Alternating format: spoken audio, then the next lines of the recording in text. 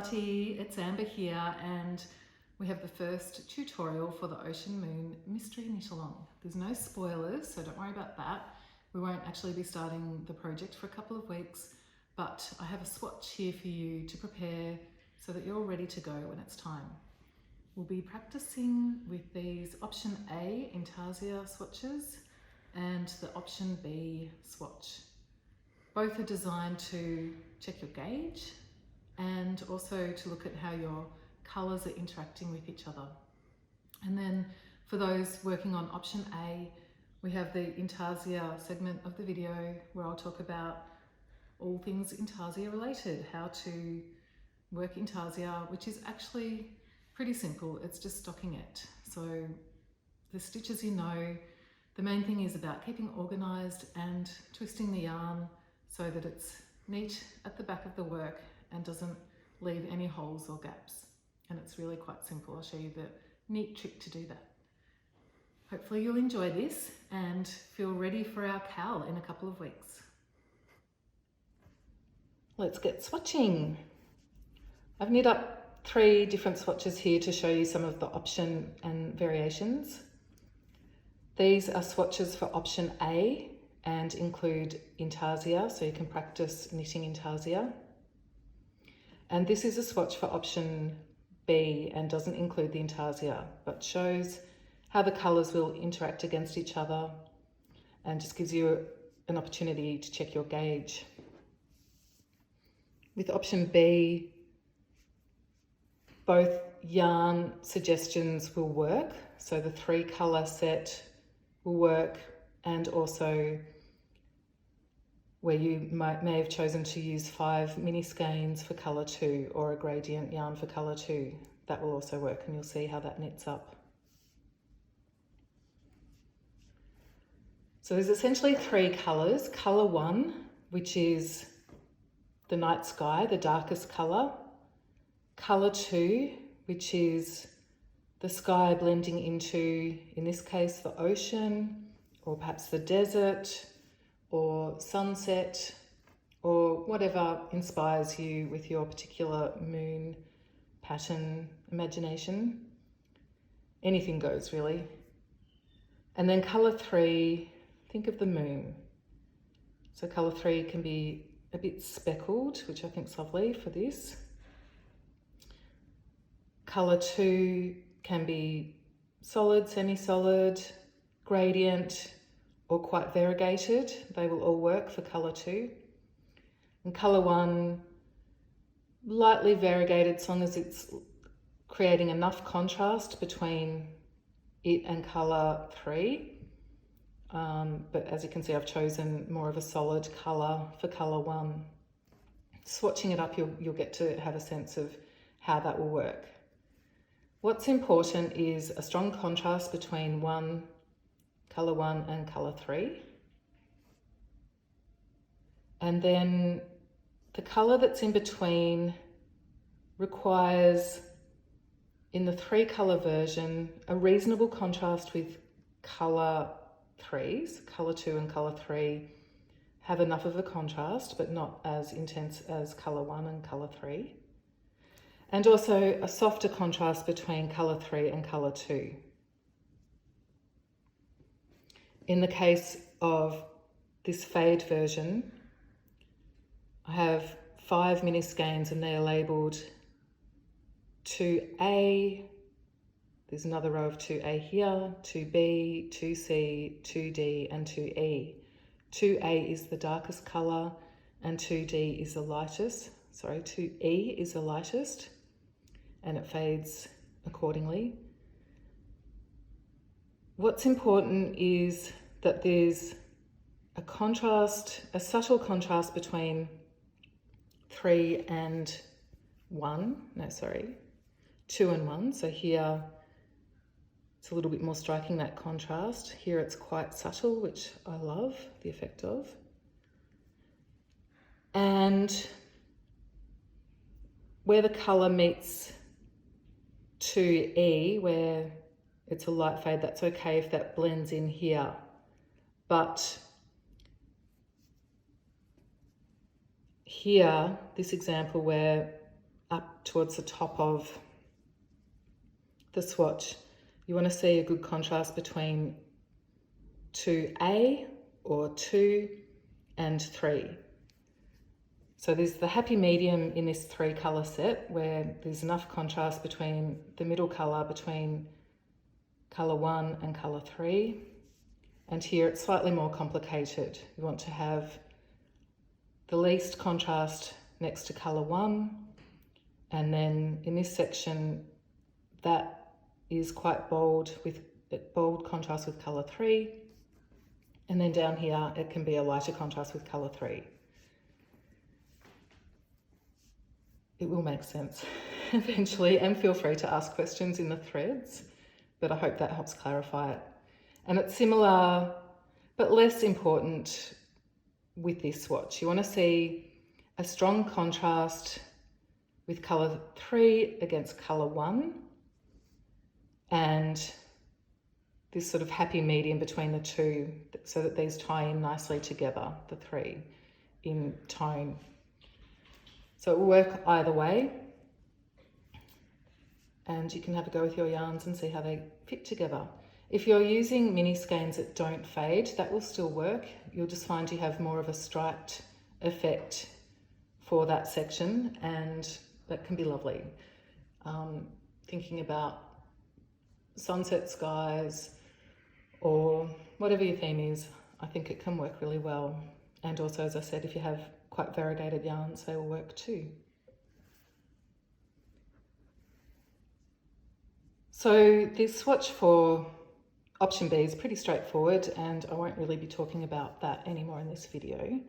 You'll have a sheet that you can knit up and check your gauge. There's probably one last point, which is that I haven't heavily blocked the swatch for this gauge. So using the smaller set of needles, you'll knit to a fairly tight gauge, and that's more about the intarsia. And just to demonstrate, this one is blocked and this one isn't. And you'll see that they're quite similar in size. I haven't really pinned these out. I soaked them and then just kind of gently evened out the stitches and let them dry flat without pinning them out. The lace will get pinned out in the final blocking, but this is just a little example, not a serious effort at the lace or getting lace gauge. So option B knitters, this one also isn't blocked and it's of similar size. So you'll be able to work out your colours and check gauge and be ready for when the KAL starts. We're going to dedicate the rest of this video to intarsia, and as I mentioned, I've blocked this one and not this one. They are of a similar size, and I'm working to a fairly tight gauge. The reason for that is that I decided to knit with superwash yarn, which can be quite stretchy when blocking and a more difficult yarn to knit intarsia colour work with. By keeping the stitches tighter, they'll hold together more readily and it will look better overall. Some people like to use a more sticky yarn, non-superwash yarn for intarsia knitting, and after much swatching I found that I could get quite a good effect with the tighter gauge and a combination of garter stitch and stocking it for the actual intarsia section. So there's a few areas I'll cover today. One is actually knitting the intarsia.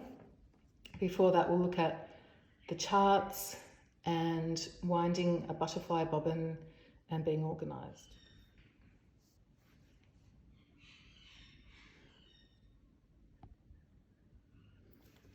Here's the chart we'll be using for today's swatch. Cute little love heart that will give you a good idea of how to work the stitches for the pattern, and a great thing to practice on.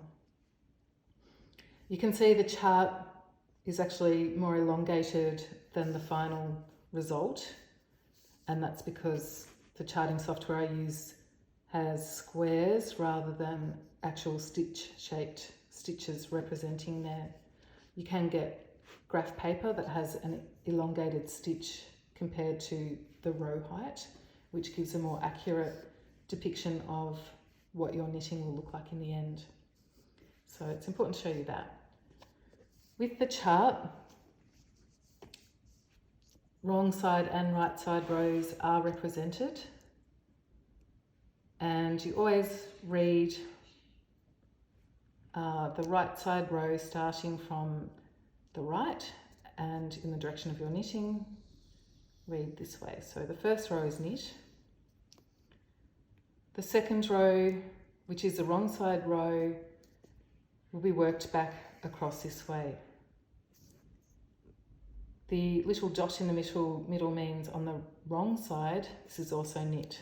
So we're getting our garter stitch by working these rows. The chart starts from here. We'll do a couple of garter ridges before starting the actual intarsia section. And they're the only stitches to worry about in this particular chart. There's slightly more in the shawl you'll be knitting, the Ocean Moon shawl, but we'll come to that during the KAL. The white represents colour 3 and the black represents colour 1. The intarsia section will be purled. So on the wrong side rows, you will purl those stitches to create a stockingette heart. Outside of those, you'll notice that there's a couple of spots where on the wrong side row, it's purled instead of knit in colour 1. And that's just to keep the pattern flowing with the stockingette. It'll make sense when you're doing it, but when that stitch is knit instead of purled, it creates a little lump or a ridge there that affects how the pattern looks overall.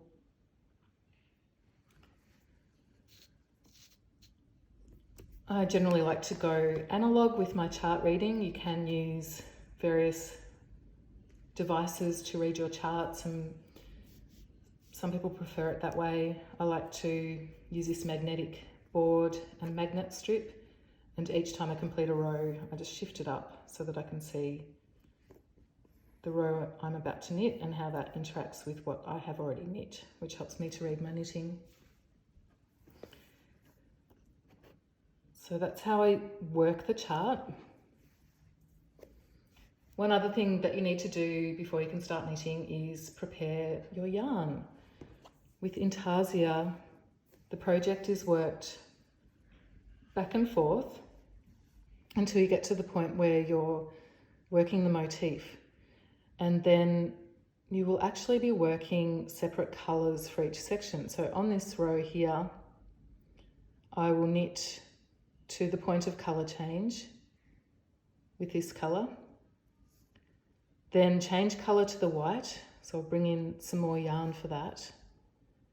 Then when I come to the other side and knit across, I will actually use another little ball of colour for that section. So you'll need 5 balls altogether to complete this row here. That's where the most colour changes happen. You'll have a little ball for this part, colour 3 here, colour 1 here, colour 3 here, and colour 1 there. It's a little bit of a juggle, but it is worth it and it's an amazing result. I just take it slow. Sometimes you just have to rip it out and start again. You could probably put a lifeline in if you wanted to make it easier to rip out. I have found because they're essentially short rows, it can be a little bit tricky to frog back. So you really need to do it a stitch at a time, or I've actually got pretty good at frogging intarsia because I did it a lot when I was creating the pattern and knitting up lots of swatches to try out which would be the most effective stitch pattern for the project. So maybe you won't need to rip it out, and that would be great. But it's a practice and it's something to learn on, so don't be too worried about getting it perfect.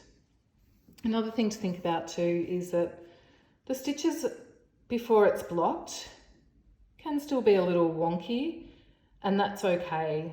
Once you block it, the stitches will naturally even out to some extent anyway, and you can just sort of tweak it a little bit when you're blocking. Like for example, here, these stitches are looking slightly tight. I can kind of pull them back in. I'm using a little tapestry needle.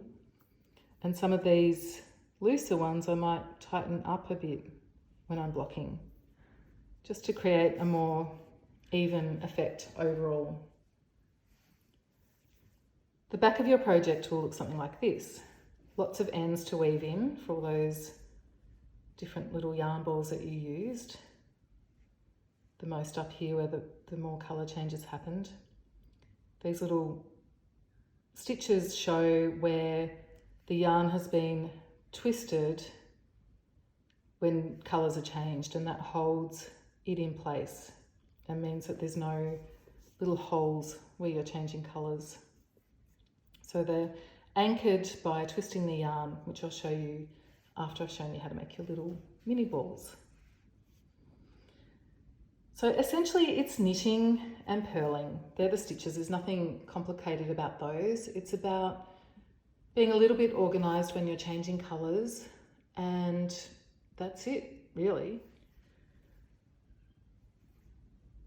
So one question will be, how much yarn for each of these little balls?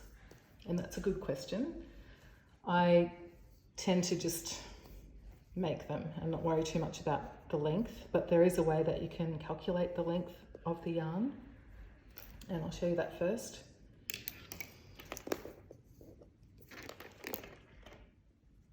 So if you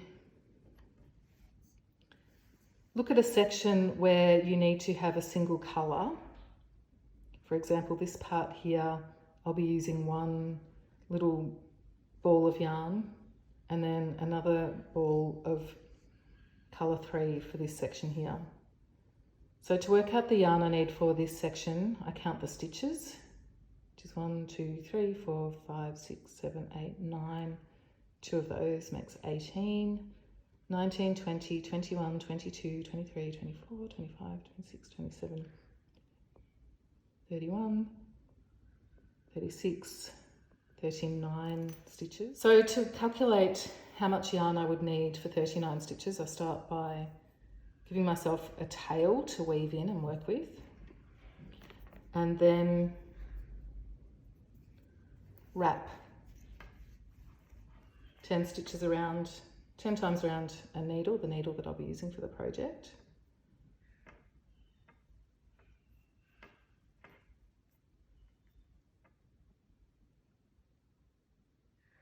So there's 10 stitches there. Slide those off, hold my yarn tail, and I have a length here that's equivalent to 10 stitches. So to make enough for 40 of those, I'll measure it against itself 3 times, creating 4 strands, plus my little tail for weaving in. Add a weaving in tail for the other end, and just add some more because you don't want to run out of yarn. And snip there. So that should be enough yarn, this tiny little piece here, for that section. There's a few ways of managing yarn with intarsia. Working from a centre pull ball is most effective because it's a neater way of knitting and managing your yarn. Then leave the outside free for winding off a bit of yarn if you need to add more yarn during the project. And there's a way you can make this small little amount of yarn into a centre pull yarn ball. It's called a butterfly, and these are pretty common in intarsia knitting. And you make one by taking an end with a little bit over and holding it with your thumb, and with 2 fingers wrap in a figure 8 pattern, around and around.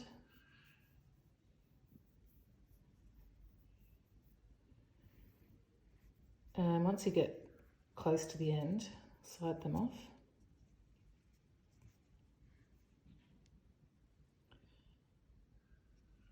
Wrap the end that you're working with around several times and tuck that under, just to hold that yarn end in place. They're kind of a little bit tight as mine. There we go.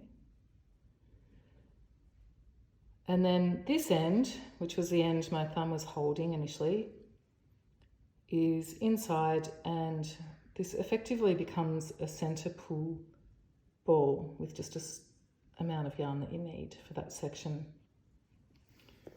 Here's some I made earlier in varying sizes. So I made a bigger one for the main part.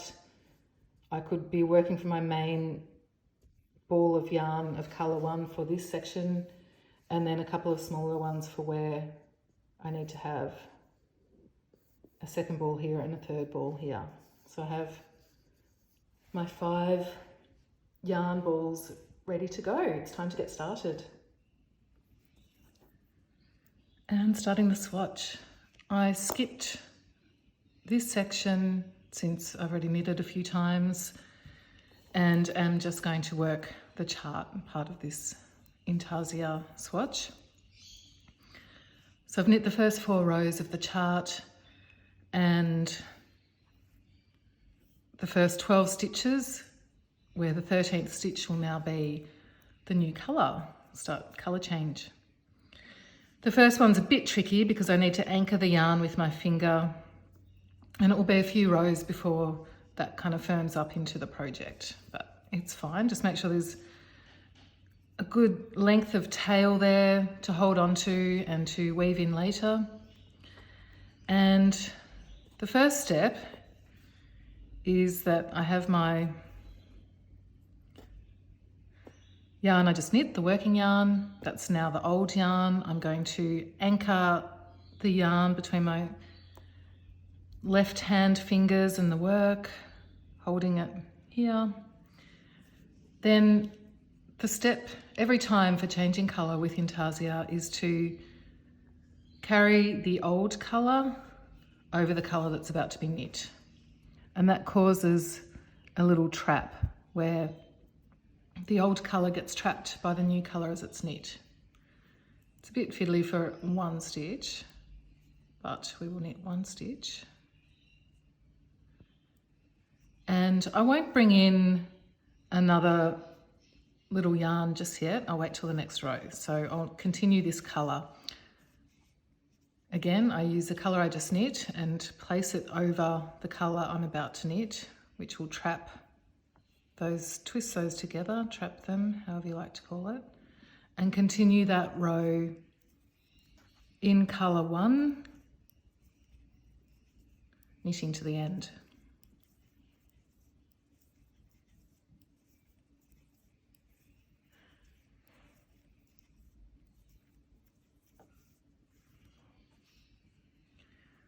Turn my work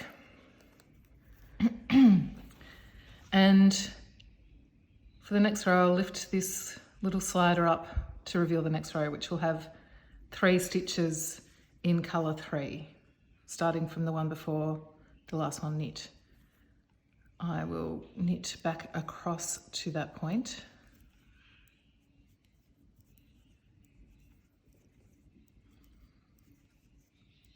If you can hear a lot of chirping in the background, we have a lot of birds around here, native birds. They're so loud. Maybe you can hear them. Okay, so I get to this point.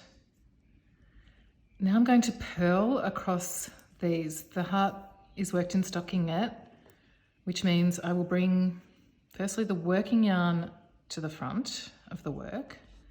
Then I'm going to make sure that the next yarn's positioned in front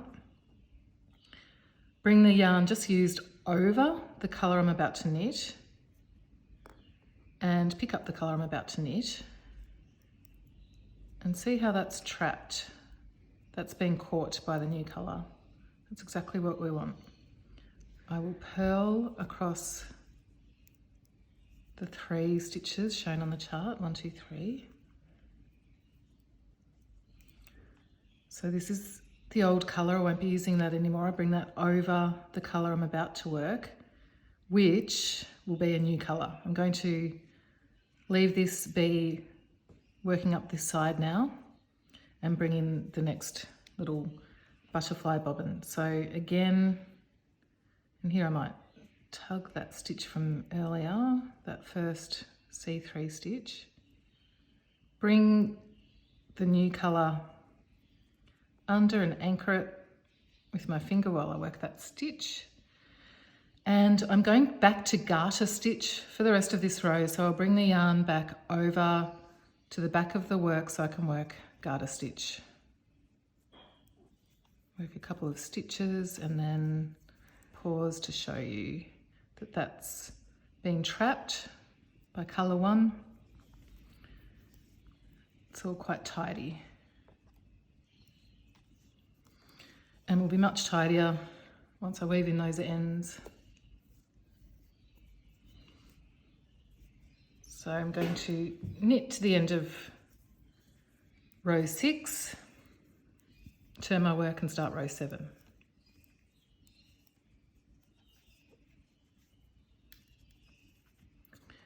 Row 7, all knit across this row as with all the right side rows. And here I will be working another new C2 stitch on either side.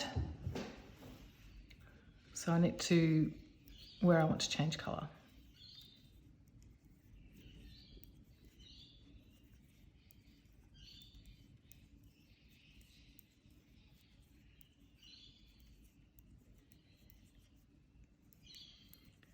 Which is here. So organise my work, keep organised. That tail's a little bit annoying. And I carry the yarn just worked over the yarn I'm about to work, trapping it underneath. Bring the new yarn up and knit across those 5 stitches.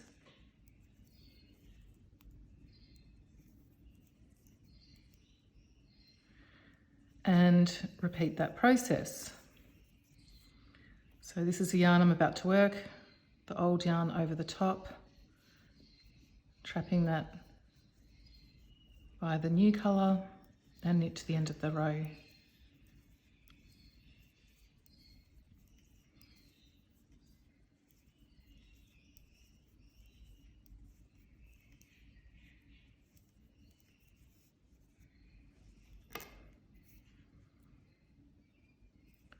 Turn the work and go back across. So pause, slide the slider up and see what the next row will be. It'll be an additional stitch on either side again.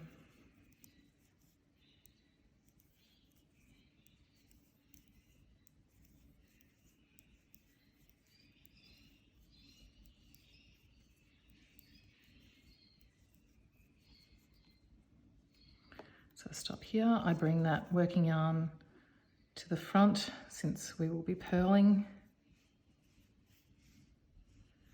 And then I bring it over the yarn I'm about to work with, locking that in, and purl across those 7 stitches.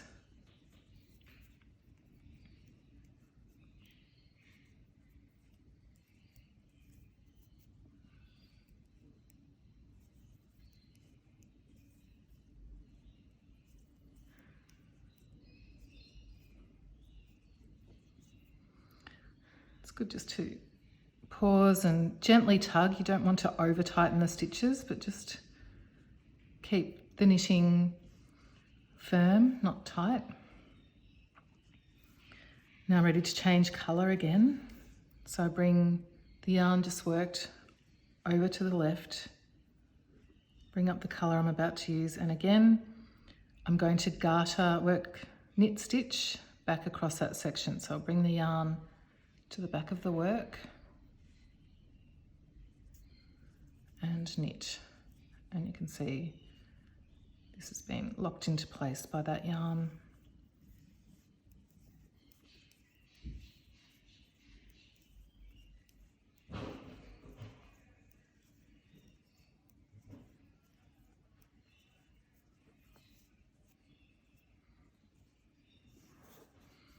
So we're starting to see this section form, those little loops of yarn being trapped. Turn the work. I'm going to knit ahead a little bit until this point where we're not increasing. Perhaps I'll do it here. So I'll knit ahead to a few rows.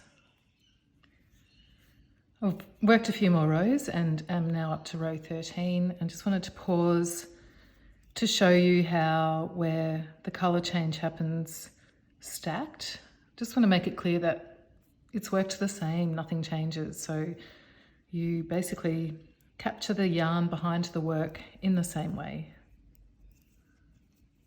Starting with colour 1, work my 5 stitches across.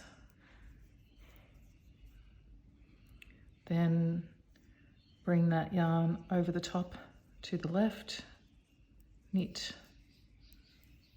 across to the next colour change.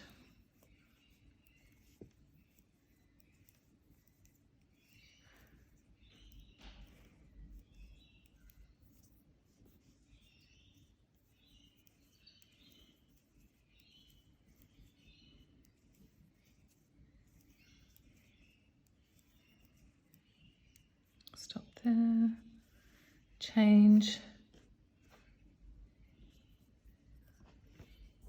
bring my working yarn, old yarn, over the new yarn about to be knit and trap it in place, and knit to the end.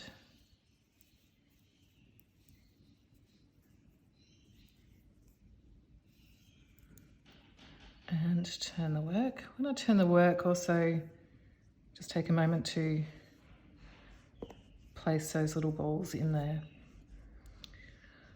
working order so it's easy when you're coming across them. It can get chaotic, you can get caught up and tangled up pretty easily in intarsia, and that's fine. Sometimes I just go for it and get tangled and just untangle along the way. But if you just take a minute to keep the yarn ordered, it does make it a lot easier.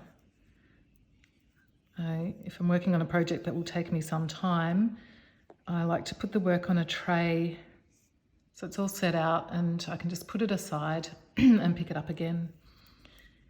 Right now I'm working on the kitchen table, so I need to pack it away when it's dinner time. Okay, so I forgot to shift that up and I missed my next colour change, so I'll just go back and tink back one step and work this next one. Bring the yarn forward, over the yarn about to be worked, the yarn about to be worked, and purl across. I'm now up to row 22 and just wanted to show you that purl stitch that happens when we change colours on the wrong side rows only. The right side rows are always knit. I've now got 5 bobbins going at once for this, so I've added in another 2. Knit up to that 3 stitches, and then the 4th stitch is a purl stitch. It doesn't have the dot. So bring the yarn forward to the front of the work and purl. And this is just to create a more even result here. Otherwise there would be a little garter bump there and it wouldn't look so neat. So it just neatens that effect. Then I bring that yarn just worked over the new yarn and purl across to the next colour change, which will be with colour 1 and will also be a pearl stitch. So this stitch is the one that will be changed. Here's my new centre bobbin. Getting a little tangled here. Where are we? So I bring the yarn just worked over the yarn I'm about to work. Short tail there, pull that tight. Purl the first stitch. Then I'm going to knit the next stitch, which was worked in the previous row. So I knit that. And then purl the next stitch.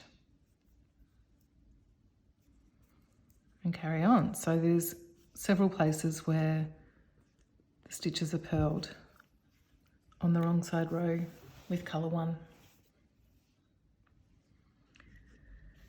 Practice this, work out how your gauge is looking and how it's working with your intarsia. If it's a bit loose and holy, you might find that you need to go down a needle size. So look at your work and how it's working with the yarn you're using. Sometimes fingering weight can vary a little bit in thickness, so it's really a good idea to swatch and to see how it's looking with what you're using. Thank you for watching. Hope you enjoyed practicing intarsia and testing out your colours for the Ocean Moon Shawl Mystery Knit Along. I can't wait to unveil the mystery, and you're welcome in our groups. I'll have all the links below so you can see where the pattern is, where our groups are, share your swatches with us and ask any questions.